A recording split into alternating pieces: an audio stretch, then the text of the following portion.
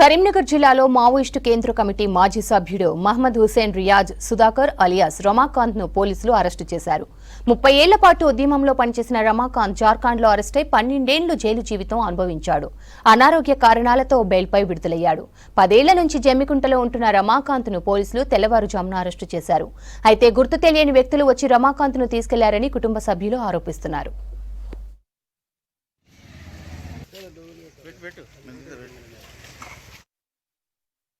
నిన్న మధ్యాహ్నం ముగ్గురు కానిస్టేబుల్ వచ్చిండు, కారేసి ఉండు.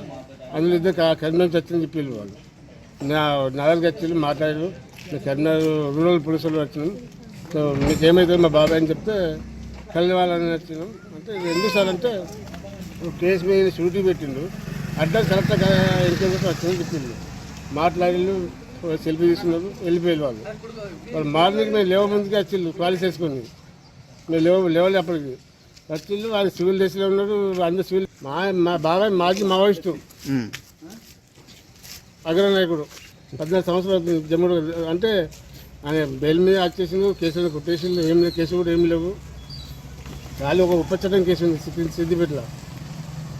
మన కరీంనగర్ వెళ్ళినాక షూటీ పెట్టినట్టున్నాడు. షూటీ అడ్రస్ కరెక్ట్గా తెలుసుకున్నారు, వచ్చిండు. తెలుసుకున్నారు, వెళ్ళిపోయి వాళ్ళు ఏమైనా వాళ్ళు కూడా వచ్చిన వాళ్ళు అది మాట కూడా మాట్లాడలేదు. తొందర భోజనం చేసి గుంజుకుపోతారు. ఎవరైనా అడగలే మీరు? అడిగి అసలు మోగ ఛాయిస్ చేయాలి మాకు. నిన్న వచ్చిన వాళ్ళు ఈయన షూటీ పెట్టింది కదా కేసు మీద, ఇద్దరు పెట్టినట్టు. అది అడ్రస్ కరెక్టా కాదా అని చెప్పి ఎంక్వైరీకి వచ్చిండు. ఇద్దరు వచ్చి లోకల్ కానిస్టేబుల్ రిటైర్మెంట్ అని కూడా వచ్చిండు. పని చేసేది ఇంతకుముందు అతను సింగరేన్ జాబ్ చేసే అతను మళ్ళీ పార్టీలోకి వెళ్ళి వచ్చిండు. పార్టీలో ఇప్పుడు ఉండట్లేదు, 15 సంవత్సరాలు అవుతుంది.